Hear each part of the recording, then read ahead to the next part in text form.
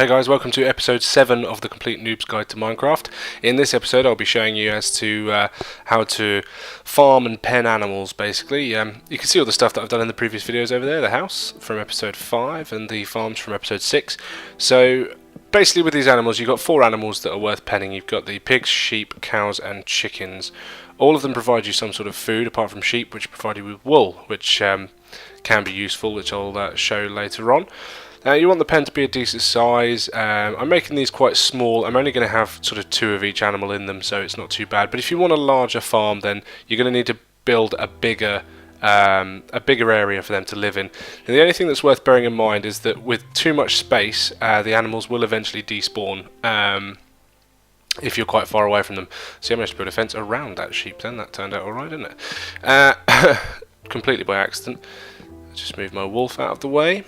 So I'm going to build 4 pens, one for each of the different type of animals that I'm going to put in there. And nothing can jump over fences basically. No animals, no monsters, not even you can jump over a fence. Not the player can't jump over a fence either. So yeah, it works. It's there designed to be a barrier and it works quite well. So sheep pushing me out of the way. Right. Always make sure you've got a gate in there though, obviously, so you can get in and out if need be. Just open up the ones that are empty. Okay, cool. Now I'm going to spawn the animals, but you might have to wander around and try and find them. I'm going to spawn them. Now what you need to do is you need to hold wheat in your hand and the animal will follow you. This applies to everything except chickens. Cows, sheep and pigs will all follow you if you have wheat in your hands, as you can see here. Now they will follow you literally in a straight line.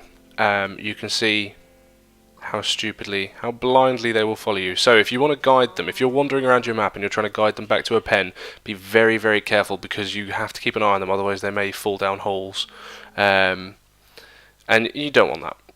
After walking halfway across a map, leading a pig, and then it falls down a hole, it's not a good day.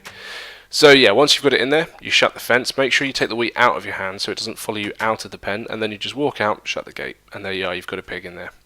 I'm going to speed this process up a little bit. We're going to spawn some cows and a chicken in here. Now chickens are the exception because you have to use wheat seeds to get them to follow you. Now there is another purpose to the wheat and the wheat seeds as well. Aside from just getting them to follow you, if you hit the left trigger while you have wheat in your hands, you can feed them wheat, puts the animals in love mode, and they will have a little baby. If they move out of the way, we can see... There we go. Little baby pig. So you can breed animals together using wheat. Same for the sheep. Now there has to be a certain amount of time between each child before they can have another one. So I won't be able to immediately make the sheep breed again. There's a certain amount of time. I think it's about 5 minutes before you can do it again. So we'll do it for the cows as well. And you can do this with any animal. Mushrooms as well you can do this with wheat. As I say, chickens is wheat seeds. So I'll just find some of those. There we go. Now you see I've got the chicken's attention and they will follow me around the pen. So same again, left trigger and you can put them into love mode and they will breed. Now with the chickens there is another method of doing it as well. As I said before, chickens will lay eggs every 5 to 10 minutes. And with those eggs you can use them to make food, or equally, if you throw them at the floor, be careful you don't hit any chickens, there's a chance that a chicken will hatch. Now every time you throw an egg obviously you lose an egg, but with a chicken farm you've kind of got unlimited eggs, so there you are. Now there are cases where eggs will glitch, and in Elysium there was a moment where someone threw an egg and 4 chickens came out, so there you go.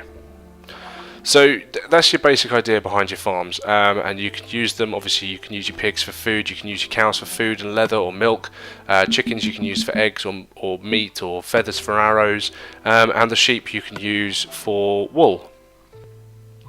Now wool has an interesting aspect in that it can be dyed. This is something I'm going to cover in series 2, but I'm just going to very briefly show you what happens when you breed sheep. So I've got 2 sheep there. I'm going to dye them orange, and then if I breed the sheep together, the lamb is orange, and this will apply for all the colours.